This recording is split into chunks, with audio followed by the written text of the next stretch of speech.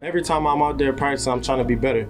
That's the main focus, is get 1% better when I'm out there on the field. Trying to bring a level of energy to this team, be a great teammate when I'm out there, and just be that guy that's on the field that, wants to practice, wants to play. Did you land in bounds on that one? Oh, of course, I'm always in bounds.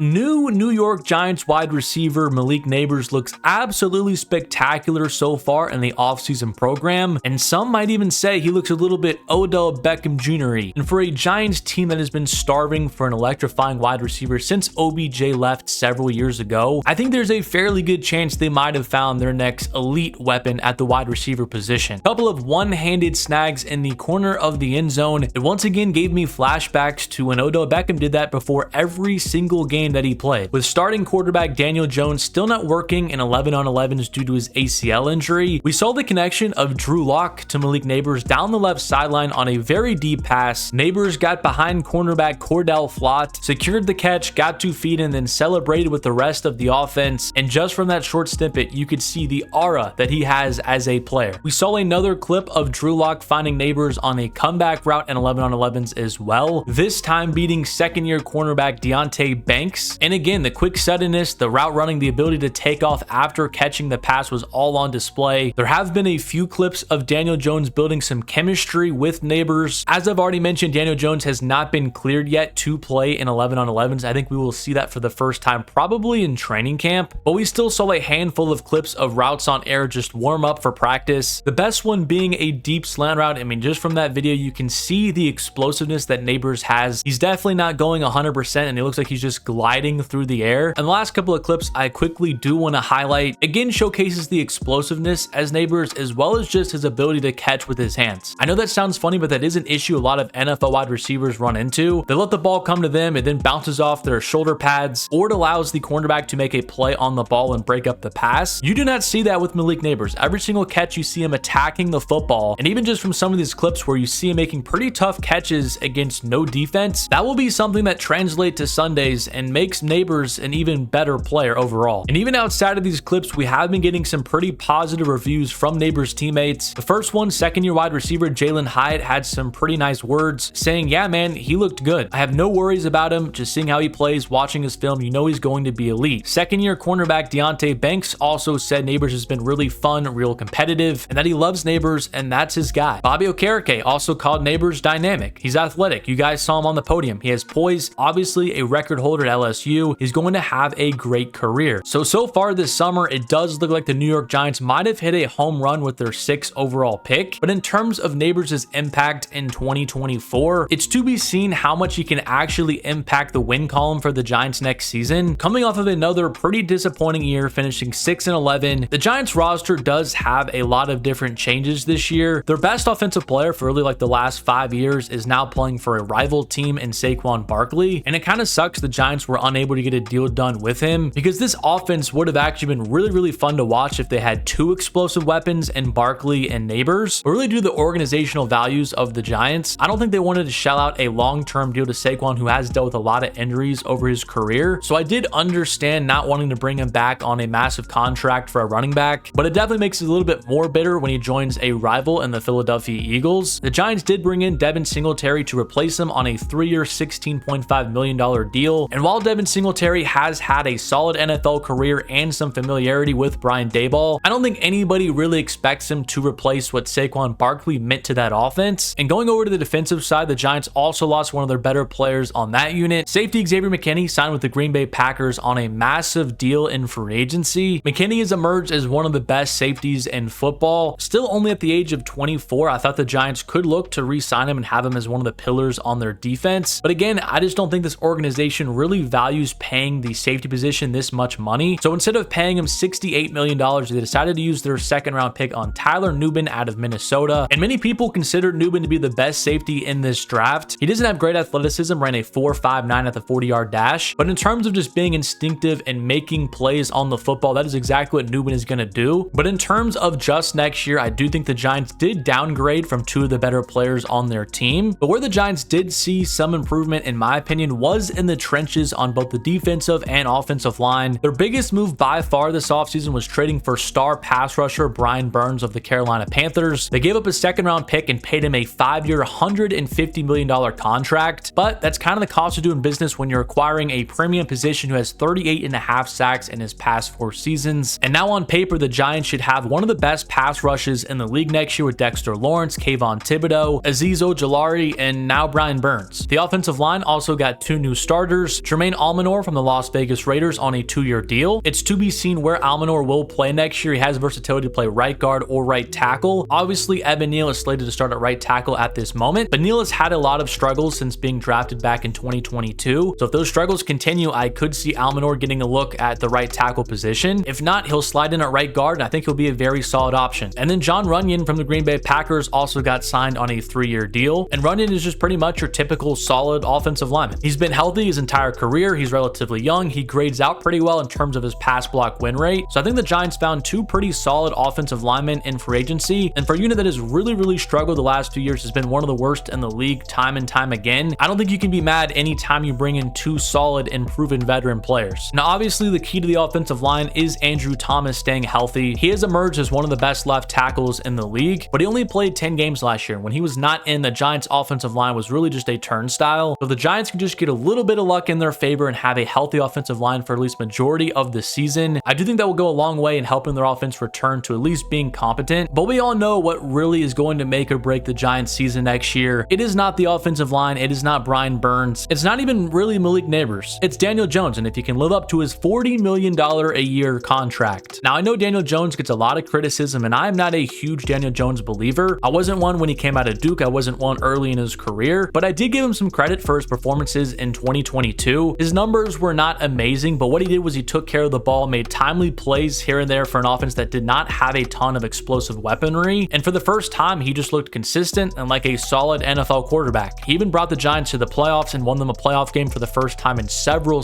years. Now, would I have personally given him that long-term contract after just his 1 solid year? Definitely not. I would have franchise tagged him and made him do it all over again, but the Giants organization did not do that. We cannot go back in the past and change what happened. He got his money, and last year before he got hurt was a disaster. He went 1-5. He had 2 touchdowns to 6 interceptions. It seemed like all the progress that he made in 2022 kind of evaporated. And yeah, the offensive line with the injuries was really bad. The receiving core was not good. Darren Waller was supposed to be the go-to target, but he was just kind of not in the right headspace. But it looked really ugly last year, and I think if Daniel Jones does play like that again, he will not last halfway through the season. Tyrod Taylor is gone. Drew Lock was brought in to be the backup quarterback for this team, and when he was signed, there were some initial reports that, hey, maybe Daboll is going to let this guy challenge for the starting quarterback position, and I know Drew Lock in his press conference shot that down and said, no, Daniel Jones is the starter. It's my job to just prepare him as the number 2 quarterback. But man, if Daniel Jones struggles like he did early in the year last year again, I do think we will see Drew Lock. I do not think Daniel Jones has a super long leash this season. The offensive line should be better. He's a premium wide receiver now, and Malik Nabers, this will be his 3rd year in Daboll's offense. There's really no excuses left. I don't think Daniel Jones will be ever worth this money, and this could ultimately be his last year playing for the Giants, so it really is a make or break year for him. And while I personally do not see the Giants as a playoff team next season, I do think they could be a fun team to watch, especially if Malik Nabers is as electrifying as he looks so far in practice. But I want to know what you think about Malik Nabers and what you expect from him in 2024. Do you think he's going to emerge as one of the most electrifying receivers in the league, or do you still have some doubts of him filling the void of Odell Beckham Jr.? Let me know what you think in the comment section down below. But subscribe to the channel if you are new. Drop a like on the video if you did enjoy it. And as always, thank you so much for watching, and I'll catch you guys in my next one.